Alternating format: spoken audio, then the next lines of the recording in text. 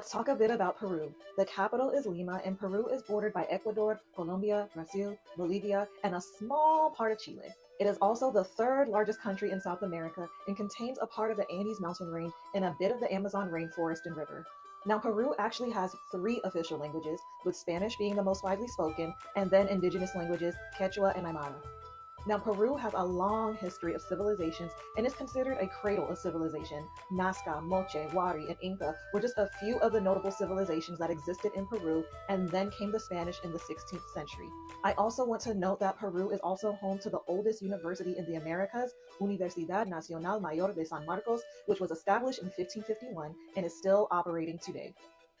Peru first declared independence from Spain on July 28, 1821, but a year before that, a man named José de San Martín, an integral figure in Peru's fight for freedom and also known as the Protector of Peru, created the first design of the Peruvian flag, and after a few more iterations created by different people over the years, the flag that flies today was originally designed and adopted in 1825, but modified and adopted again in 1950.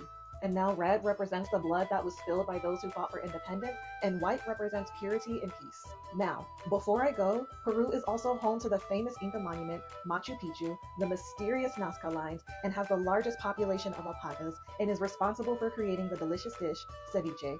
My name is Marissa, and I hope you learned something. Now, this is Peru's other official flag, El Pabellón Nacional. This one was also adopted in 1950, and as I said in my previous video about Peru, red represents the blood that was spilled by those who fought for independence, and white represents purity and peace. And I also want to add that General José de San Martín, protector of Peru, and the man who helped lead Peru as well as Argentina and Chile to independence from Spain, drew inspiration for the flag's colors from the parihuana, a red and white flamingo, in a dream he had during the revolution. Now let's get a closer look at this coat of arms in the center. On the first panel is a vicuña, representing Peruvian fauna, as well as freedom, national pride, and heroism.